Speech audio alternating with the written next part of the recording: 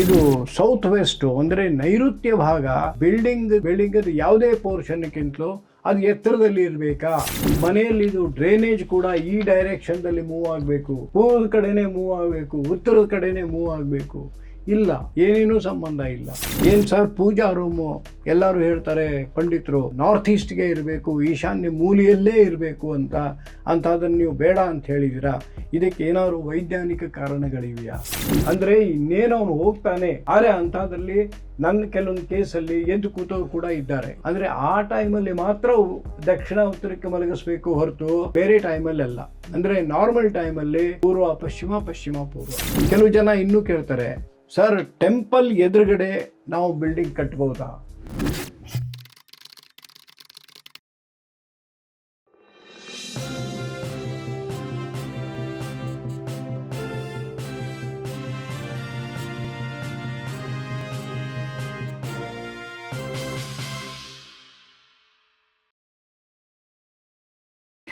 ಇಲ್ಲಿ ಕೆಲವು ಜನ ಕೇಳ್ತಾರೆ ನನಗೆ, ಸರ್ ಇದು ಸೌತ್ ವೆಸ್ಟು ಅಂದರೆ ನೈಋತ್ಯ ಭಾಗ ಬಿಲ್ಡಿಂಗದ್ದು ಯಾವುದೇ ಪೋರ್ಷನ್ಕ್ಕಿಂತಲೂ ಅದು ಎತ್ತರದಲ್ಲಿ ಇರಬೇಕಾ? ಯಾಕೆಂದರೆ ಎಲ್ಲ ಪಂಡಿತರು ಹೇಳ್ತಾರೆ ಸೌತ್ ವೆಸ್ಟನ್ನು ನೀವು ರೇಸ್ ಮಾಡಿ, ವಾಟರ್ ಟ್ಯಾಂಕ್ ಅಲ್ಲೇ ಇಡಿ ಅಂತ. ಹೌದು, ಇದರಲ್ಲಿ ಮಾತ್ರ ನಾನು ಹೇಳ್ತೀನಿ ಯಾಕೆ ಅಂತ. ಅಂದರೆ ಅಲ್ಲಿ ಕಾರಣ ಏನು? ನೀವು ಸೌತ್ ವೆಸ್ಟನ್ನು ಎತ್ತರ ಮಾಡಬೇಕು. ಯಾಕಂದರೆ ಸೌತ್ ವೆಸ್ಟಿಂದ ನಮಗೇನು ಸೂರ್ಯಕಿರಣಗಳು ಬರ್ತವೆ ಆಫ್ಟರ್ 12 o'clock, ಎಸ್ಪೆಷಲಿ ಹೀಟ್ ಜಾಸ್ತಿ, ಗಾಳಿನೂ ಜಾಸ್ತಿ ಆಗುತ್ತೆ. ಹೀಟ್ ಜಾಸ್ತಿ ಆಯಿತು ಅಂದರೆ ಗಾಳಿ ಮೂಮೆಂಟು ಆಗುತ್ತೆ. ಆವಾಗ ಬೇರೆ ಪೋರ್ಷನ್ನದು ಟೆರೇಸ್ ಮೇಲೆ ಬೀಳುವಂಥ ಸೂರ್ಯಕಿರಣಗಳಲ್ಲಿ ಕೂಡ ಹೀಟ್ ಜಾಸ್ತಿ ಆಗುತ್ತೆ.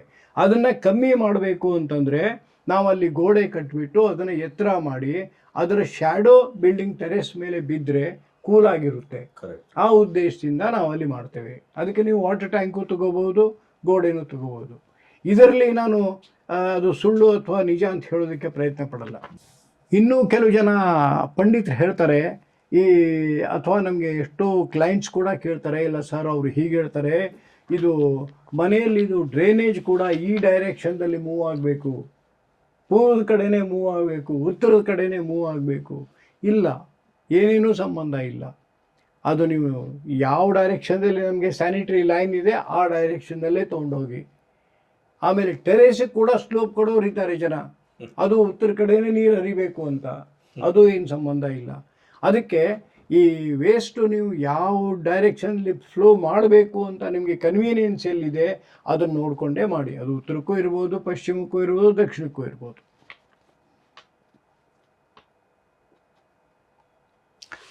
ಇದು ತುಂಬ ಜನ ಇವನ್ ಸೈಟ್ ಕೂಡ ಕಮ್ಮಿ ಬೆಲೆಗೆ ಮಾಡ್ಕೊಂಡು ಹೋಗಿದ್ದಾರೆ.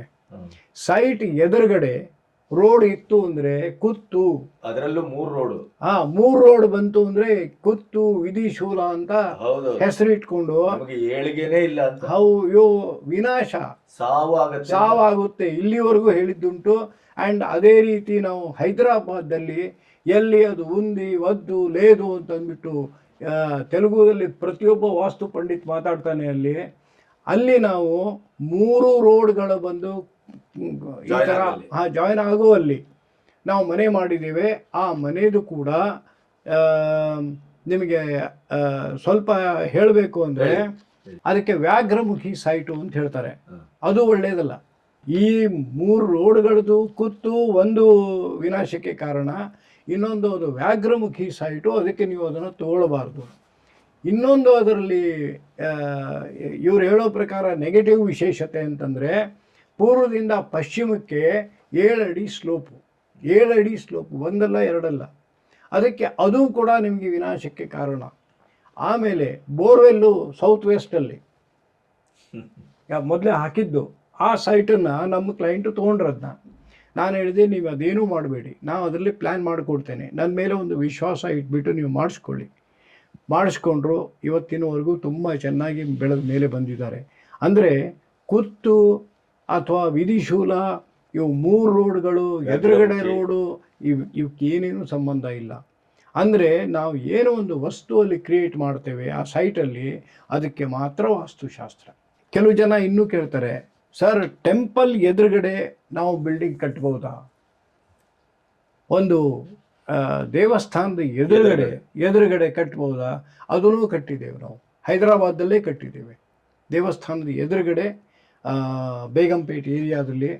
ಆ್ಯಂಡ್ ಅವ್ರದ್ದು ಒಂದು ಬಾಂಬೆ ಡೈಯಿಂಗ್ ಶೋರೂಮ್ ಇದೆ. ಆ್ಯಂಡ್ ಇಷ್ಟು ಉಚ್ಚ ಸ್ಥಾನದಲ್ಲಿದ್ದಾರೆ ಅವರು. ಅವ್ರಿಗೆ ರಿವಾರ್ಡ್ಸ್ ಎಲ್ಲ ಬಂದಿವೆ. ಅದಕ್ಕೆ ಅಲ್ಟಿಮೇಟ್ಲಿ ನಾವು ಏನು ಬಿಲ್ಡಿಂಗ್ ಕಟ್ತೇವೆ ಅದಕ್ಕೆ ಮಾತ್ರ ವಾಸ್ತುಶಾಸ್ತ್ರ. ಹಿಂದೆ ಮುಂದೆ ಇರುವಂಥ ಟೆಂಪಲ್ಗೆ ಅದಕ್ಕೆ ಏನು ಸಂಬಂಧ ಇಲ್ಲ. ಅಲ್ಲಿ ಟೆಂಪಲ್ ಎದುರುಗಡೆ ಇದ್ರೂ ಕೂಡ ಅವ್ರ ಮೇಲೆ ಬಂದಿದ್ದಾರೆ.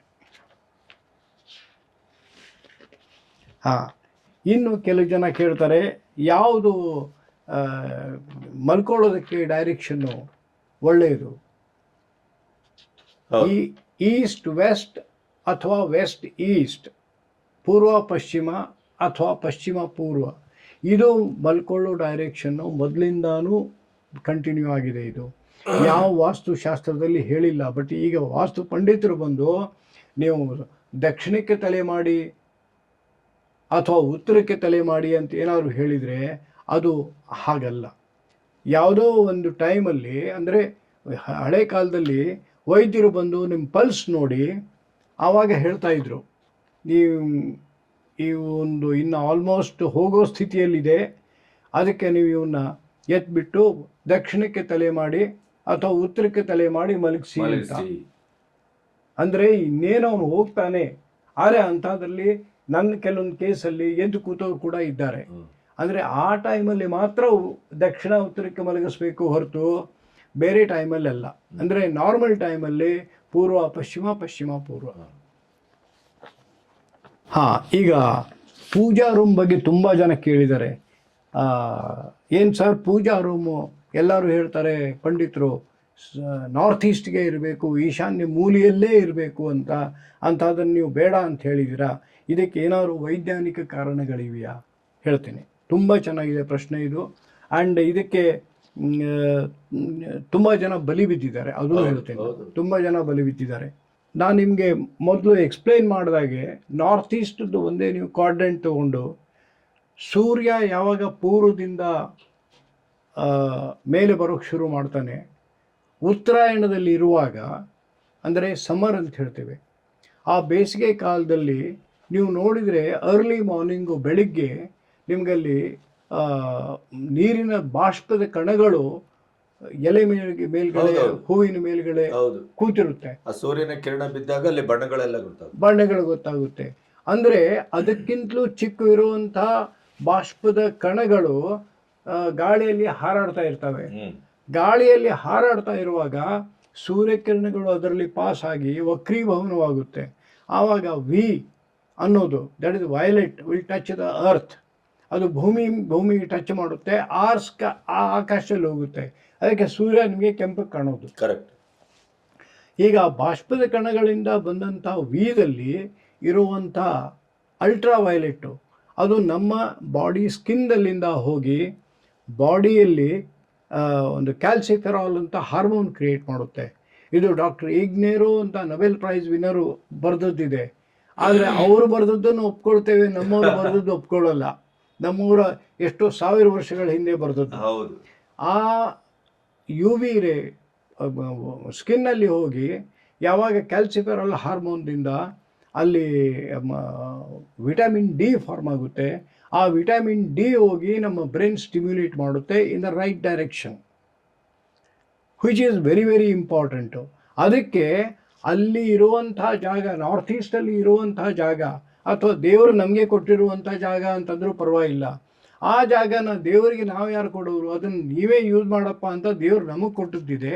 ಅದು ಒಳ್ಳೆಯದಕ್ಕಿದೆ. ಅದನ್ನು ನಮ್ಮ ಕೆಲವೊಂದು ಆ್ಯಕ್ಟಿವಿಟಿಗೆ, ನಮ್ಮ ಕೆಲವೊಂದು ಚಲನವಲನೆಗೆ ಅದನ್ನು ಉಪಯೋಗಿಸ್ಬೇಕು ಅಂತ ನಾನು ಹೇಳೋದು. ಅದಕ್ಕೆ ಅಲ್ಲಿ ಪೂಜಾ ರೂಮ್ ಯಾವತ್ತೂ ಕೊಡಬಾರ್ದು. ಪೂಜಾ ರೂಮ್ ಎಲ್ಲಿ ಕೊಡ್ಬೋದು? ನೀವು ಎಲ್ಲಿ ಬೇಕಾದಲ್ಲಿ ಕೊಡಿ, ಅದು ಬಿಟ್ಟರೆ ಒಂದು. ಆದರೆ ಪೂಜಾ ರೂಮ್ ಮನೆಯಲ್ಲಿ ಕೊಡೋದು ಇದು ಒಂದು ರಿಚುವಲ್ಸ್ಗಾಗಿ, ನಾವು ಏನೋ ಕೆಲವೊಂದು ದೇವರಿಗಾಗಿ ಪ್ರಾರ್ಥನೆ ಅಂತ ಏನು ಮಾಡ್ತೇವೆ. ಆದರೆ ನಿಮಗೆ ನಿಜವಾಗಿಯೂ ಅಲ್ಲಿ ದೇವರಿಗಾಗಿಯೇ ಮಾಡಬೇಕು ಅಂದರೆ ಪ್ರಾಣ ಪ್ರತಿಷ್ಠಾಪನೆ ಆಗಬೇಕು. ಅದು ಮನೆಯಲ್ಲಿ ಆಗೋದಿಲ್ಲ. ಈಗ ನೀವು ಒಂದ್ಸಲ ಪ್ರಾಣ ಪ್ರತಿಷ್ಠಾಪನೆ ಮಾಡಿದರೆ ಡೈಲಿಯಲ್ಲಿ ಪೂಜೆಗಳಾಗಲಿಕ್ಕೆ ಬೇಕು. ನೀವು 15 ದಿನ ಯುರೋಪ್ ಟೂರ್ಗೆ ಹೋದರೆ ದೇವ್ರು ಮಲ್ಕೊಂಡಿರ್ಬೇಕಾಗುತ್ತೆ. ಅದಕ್ಕೆ ಮೊದಲಿಂದನೇ ಹೇಳಿದೆ, ಮನೆಯಲ್ಲಿ ದೇವರಿಗೆ ಸ್ಥಾನ ಇಲ್ಲ. ದೇವರಿಗೆ ಸ್ಥಾನ ದೇವಸ್ಥಾನ, ಎಲ್ಲಿ ಪ್ರಾಣ ಪ್ರತಿಷ್ಠಾಪನೆ ಆಗುತ್ತೆ. ಇದು ನಮ್ಮ ಮನಸ್ಸಿನ ಸಮಾಧಾನಕ್ಕೆ ಹೌದೌದು. ಒಂದು ರಿಚುವಲ್ಸ್ ಅಂತ ಅಷ್ಟೇ. ಹೇಳ್ಬಿಟ್ಟು ನಾವು ಮಾಡ್ತಾ ಇದ್ದೇವೆ, ಅಷ್ಟೇ. ಇನ್ನೊಂದು, ಈ ಇಲೆಕ್ಟ್ರಿಕ್ ಮೀಟರು ಅಥವಾ ಮನೆಯಲ್ಲಿ ನಿಮ್ಮ ಹಂಡ ಅಥವಾ ಬಾಯ್ಲರು ಇದೆಲ್ಲನೂ ಆಗ್ನೇಯಕ್ಕಿರಬೇಕಾ, ಯಾಕೆಂದರೆ ಅಲ್ಲಿ ಅಗ್ನಿ ನಾವು ಯೂಸ್ ಮಾಡ್ತೇವೆ ಅಂತ. ಇಲ್ಲ, ಅದು ಏನಿಲ್ಲ. ಇವನ್ ನಾನು ನಾರ್ತ್ ಈಸ್ಟಿಗೆ ಕೂಡ ಎಲೆಕ್ಟ್ರಿಕ್ ಮೀಟರ್ ಕೊಟ್ಟಿದ್ದೇನೆ, ಬಾಯ್ಲರು ಕೊಟ್ಟಿದ್ದೇನೆ ಫ್ಯಾಕ್ಟ್ರಿಯಲ್ಲಿ.